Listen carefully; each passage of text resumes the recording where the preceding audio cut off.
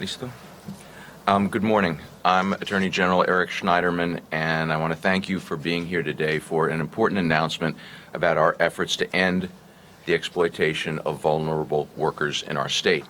I'm very pleased to be joined here today by my Labor Bureau Chief, Renika Moore, Stuart Applebaum, the President of RWDSU, Elizabeth Joines-Jordan, the Supervising Employment Attorney at Make the Road, New York, and particularly pleased to be joined by several of the workers involved in the case we're discussing today. One of these workers, Gerardo Gomez, will be sharing his experiences with you in a moment.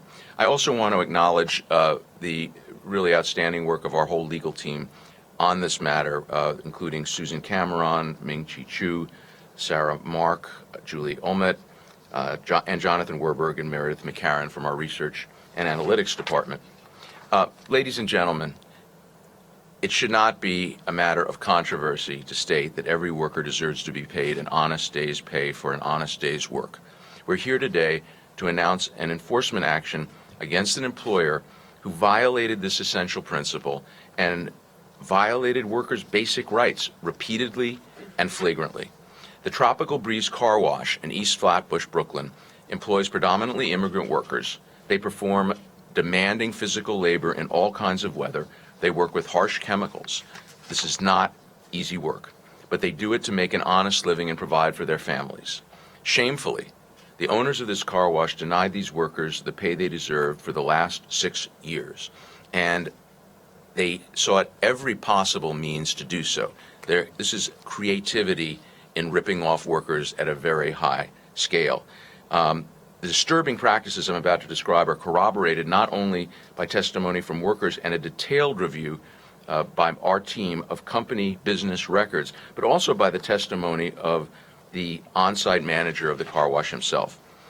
A typical Tropical Breeze employee works up to 70 hours a week, as much as 12 hours a day. New York law requires that hourly employees who work more than 40 hours a week are paid time and a half for overtime. That's not how it worked at Tropical Breeze. There, once a worker reached 40 hours in a week, they would confiscate the worker's time card. And then the worker had to keep working. They just couldn't clock in to ensure that they got overtime. The company never kept the required records for thousands of overtime hours, and the owner denied the workers the higher overtime rate they were owed. All told, the owner failed to pay overtime for more than 16,000 hours of labor.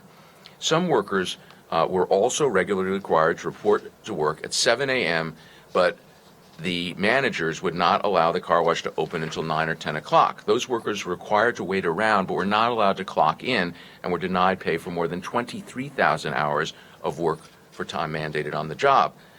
These are two of the most flagrant examples of wage theft that we uncovered in our investigation, but this particular employer used every possible means to cheat workers. If you could, normal business people might come up with 3 or 4 ways to rip off their workers. These guys showed extraordinary creativity and aggressiveness and came up with 8 or 9 ways to cheat workers. They rounded down employees' hours, just cutting hours arbitrarily. They robbed workers of sick time. They charged workers for unlawful deductions for uniforms and denied reimbursement for cleaning their uniforms. They cut corners and stiffed their workers at every turn. They also ripped off the state.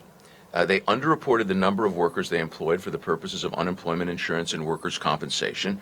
They actually maintained a second set of books for off-the-books employees who made up about 2/3 of their workforce and were paid in cash. In total, we estimate that about 150 workers were denied more than $540,000 in pay they were legally owed. That's an average of more than $3,600 stolen from the pockets of New Yorkers who are just scraping by.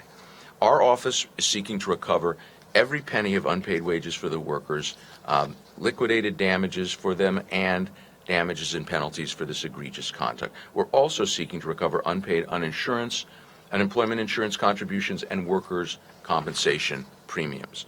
I'm very proud of the work our Labor Bureau, supported by Research and Analytics and others in the office, has done to address the widespread abuses in the car wash industry. And I want to thank RWDSU and the staff at Make the Road for bringing this matter to our attention. They have worked closely with us on other cases to obtain justice for low-wage workers, and their dogged commitment to this cause is invaluable to our work. Thanks to our collective efforts, we've already recovered more than $2.5 million for more than 1,000 workers at 26 car wash locations across New York City, Long Island, and Westchester. I also want to congratulate Mr. Gomez and all of the other workers at Tropical Breeze for having the courage to stand up for their rights. I would note again that most employees in the car wash industry are immigrants. My office will not stand for any efforts by unscrupulous employers to exploit the fears of immigrant workers, and I want to make two things crystal clear. One, our office will never ask anyone who comes to us for help about their immigration status. Two, we are here to enforce the law to protect all workers, regardless of status. That is our focus, that is our priority, and because we have taken those positions and our work we've had such great allies working with us, our Labor Bureau has recovered more than $30 million since 2011 for more than 21,000 workers, regardless of immigration status, all across our state. And we will keep going until every employer gets the message. You must pay every worker every dollar they are owed every single time. And now let me say a few words in Spanish. Vamos a la Corte para recuperar más de $500,000 en salarios no pagados a estos carwacheros. Si le están engañando en el trabajo, llame a mi oficina. And now I would like to introduce Gerardo Gomez, who has worked at Tropical Breeze for more than 4 years, and can tell you much better than I how the violations committed by this company really affected their workers day to day. Gerardo. Thank you.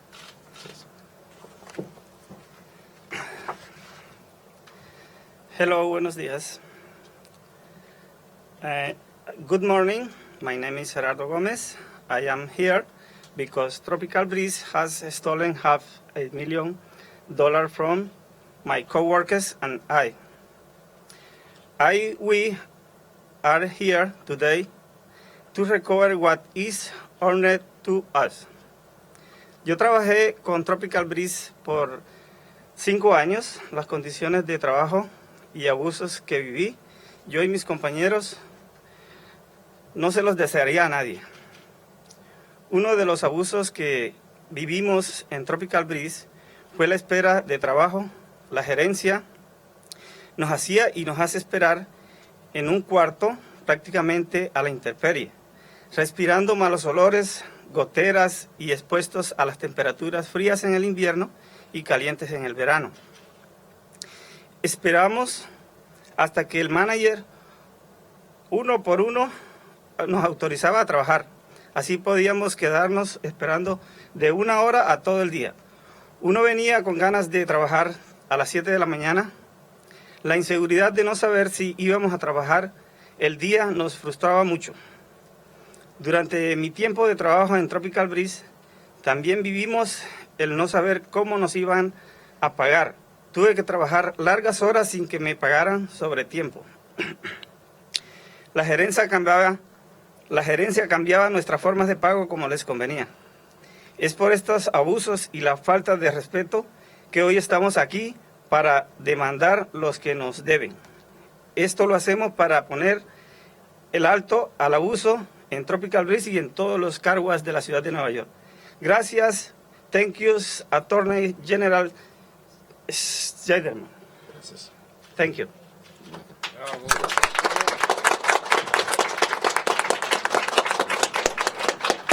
Thank you very much. And now I'd like to introduce one of our most important partners in the fight to protect all workers in the state, a real national leader in the fight for fair pay, dignity for all working men and women, Stuart Applebaum from the RWDSU.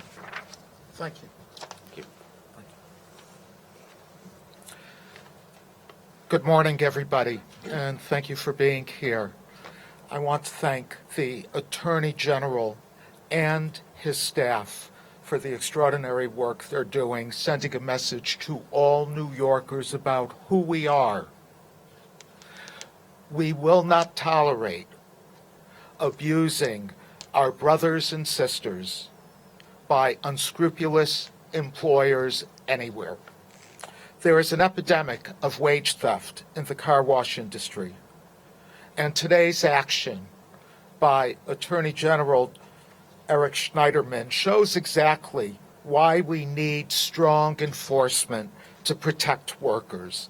The $1.6 million in restitution for lost wages and benefits that the AG seeks in this case will help these workers, and it will shine a light on bad practices throughout the industry. Wage theft is pervasive in the industry. Hard-working car washeros deserve to be paid a fair and legal wage. And I should say that also includes eliminating the tip credit, which encourages wage theft while allowing businesses to pay their workers a sub-minimum wage. Unscrupulous employers are seeking to exploit vulnerable workers, workers who are vulnerable because they are immigrants in this city. And we say no, it will not be tolerated. Thank you, Mr. Attorney General. Thank you, Stuart. Thank you very much. And now, I'm pleased to introduce another critical partner in this effort. Elizabeth joins Jordan from Make the Road.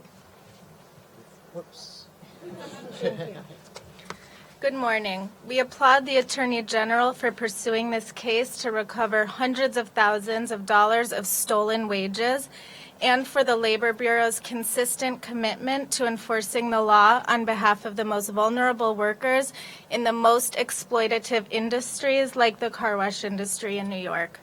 Strong enforcement is critical to making victories in raising labor standards like the fight for 15 and paid sick days real for workers.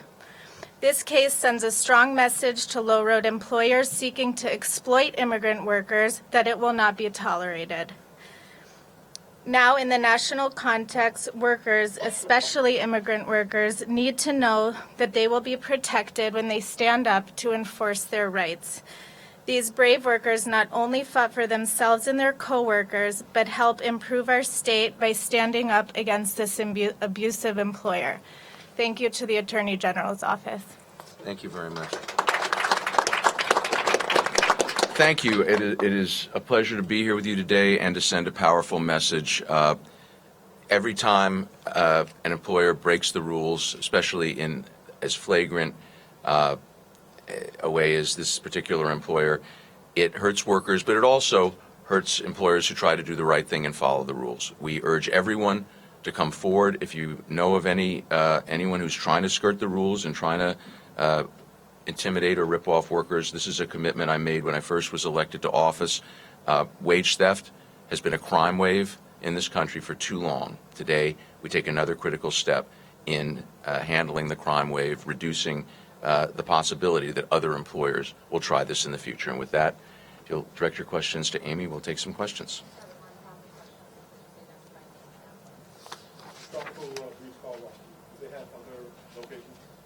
They have a very large location in Brooklyn, and it was a big operation that had been abusing workers for years. So it was a really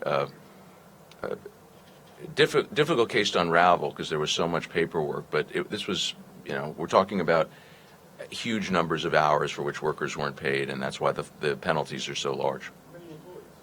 I mean, they were over 6 years. There are hundreds of employees, a lot of employees. Are they unionized? No. And what's been the effort? I know that there have been efforts all the time to get car washes unionized. Yeah. Well, this is one of the leaders in the organizing efforts. Car wash workers throughout New York City have stood up, have joined together, and have voted to unionize. There have been elections at 11 car washes. At every car wash where there's been an election, the workers have voted to unionize. I think that what is going on is that as people come into the union at the same time, what we're trying to do, working with the Attorney General and others, is to change the industry itself. Our goal is not just for people to become part of the union, which is what we want. But our goal is also to change the industry and to send a message to employers of low-wage workers throughout the city that certain practices can no longer be tolerated. Do you know if any effort was made to unionize this shop? We have been talking with the workers of the shop. We have not filed for an election. And one thing I do want to emphasize, though, and this speaks well to the work of the RWDSU, the fight for low-wage workers is a fight where unions are helping lots of workers who are not in their unions. This represents the broad vision for the labor movement to help people unionize, but also help workers who are in non-union shops. This is a broad commitment to economic justice that I think speaks well for the vision of the labor movement. So, Rich Lamb from WCBS. What's the reaction of the management of this Tropical Breeze place? And are these workers still working there? Is that, I mean, they're still open. I guess I would describe their reaction as minimalist. They've been not particularly responsive. In a lot of these situations, employers will come to the table and negotiate their way out of it. They have chosen not to do so. The violations continue. The violations continue. Yeah, I mean, we're filing our petition. The charges are serious. The damages are high, and the way the labor law is structured, then the burden shifts to them to show that they actually paid the workers, and we're confident they can't meet that burden. So we will see them in court. Mr. Schneiderman, can you break down the $540,000 exactly? Is that all overtime? Does that include the uniforms? And second, you said petition. Is this a lawsuit? Where is the lawsuit filed? And finally, $540,000 out of how much total that the workers were paid? That I don't know, but I do know that they owe a tremendous amount of money, particularly because if 2/3 of their employees were off the books, that's a large portion of their total payroll.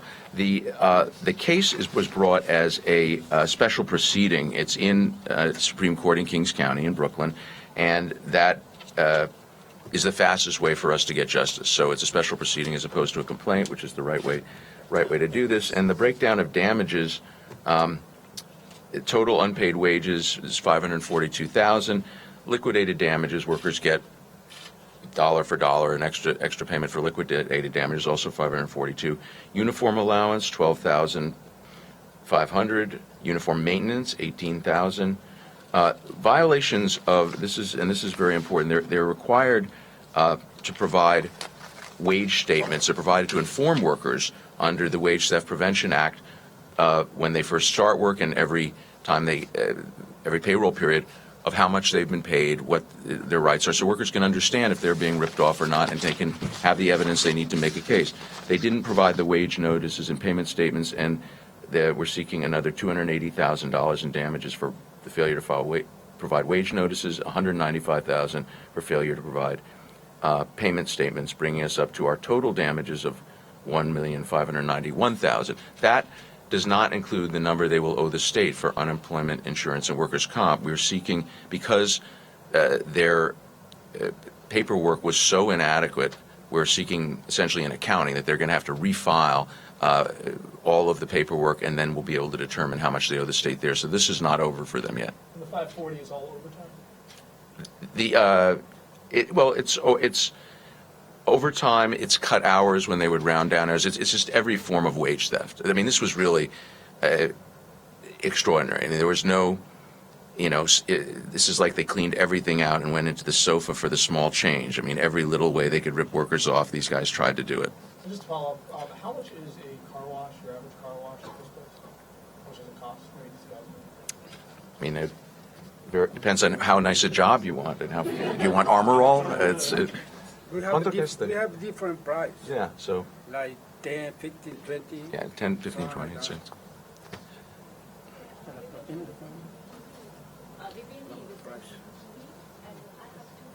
One is about based on current data, how many people, how many victim workers are the undocumented immigrants? I mean, what's the percentage? She doesn't have the Oh, so we don't ask anyone their immigration status. So, and that's a very important thing. So we cannot tell you how many are undocumented, we never raise that as an issue. If a worker has been ripped off, we will try and help them get their money back without regard to status.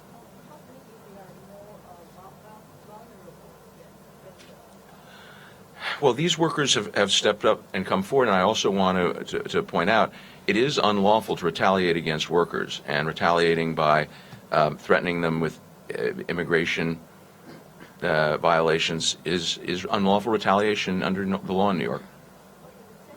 Besides the enforcement to hiring to beach staff, how about the enforcement to hiring the undocumented immigrants?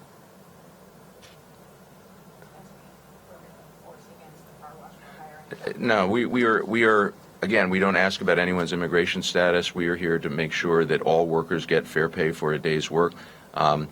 We hope that the issue of the workers' immigration status does not become an issue in this case. To us, it's just a matter of getting money that is owed for work done. And we have a very strong policy against asking about immigration status, which is one of the reasons we've been able to bring so many of these cases and get so much money recovered, because workers know that they can come forward without that fear.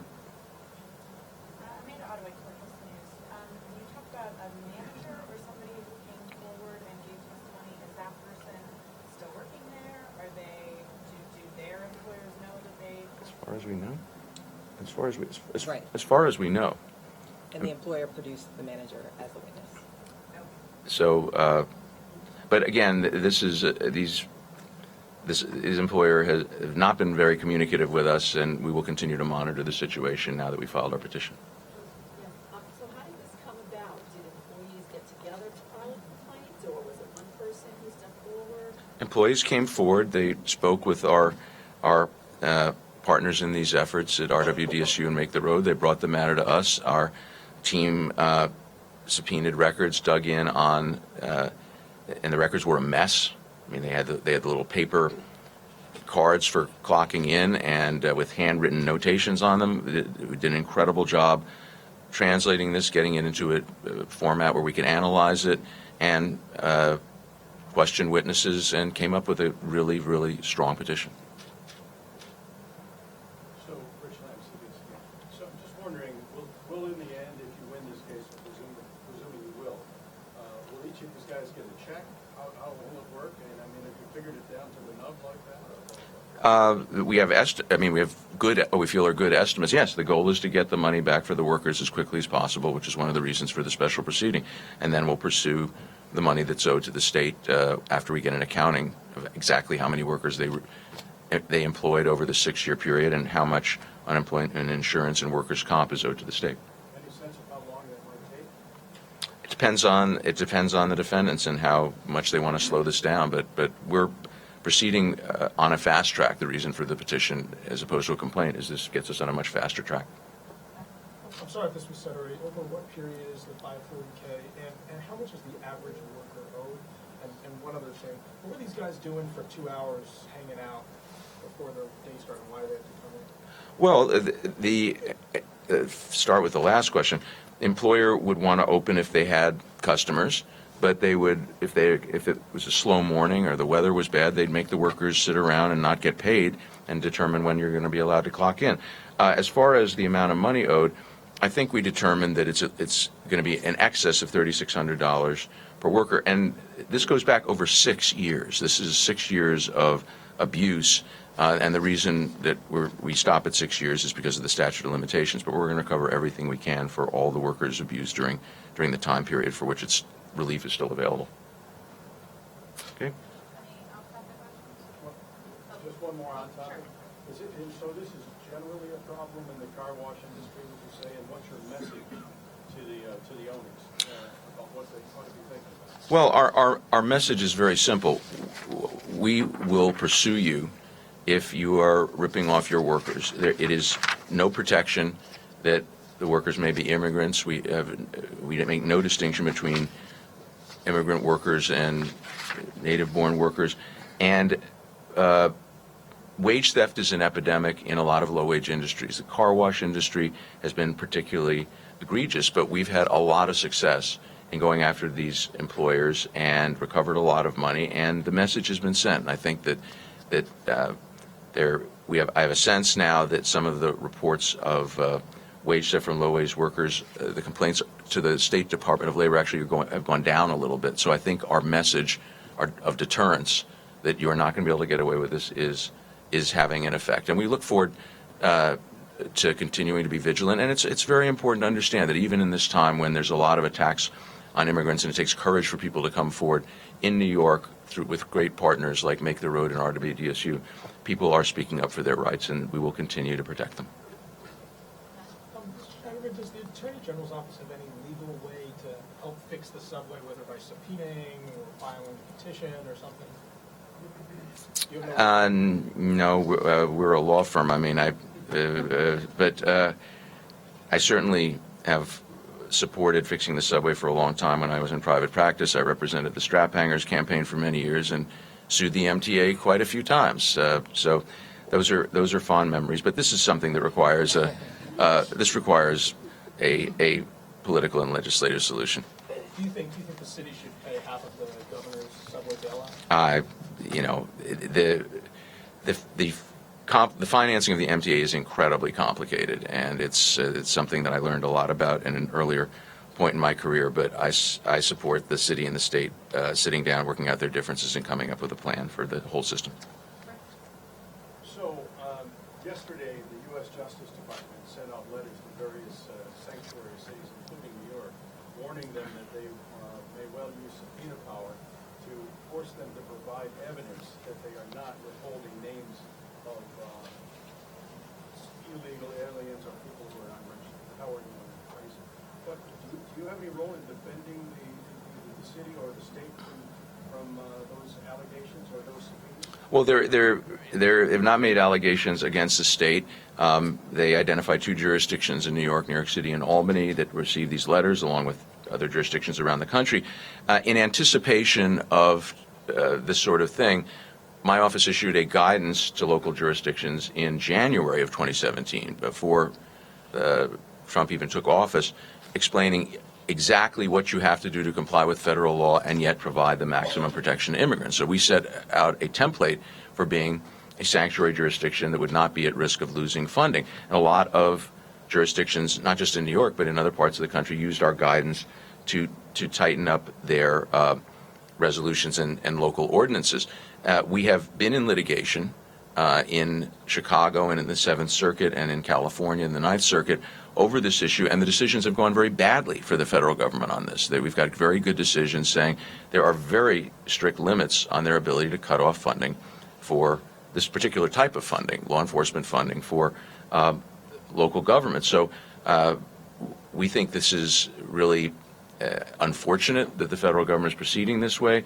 I'm a strong believer that law enforcement in a jurisdiction, the local law enforcement are the best people to make a determination as to what keeps us safer.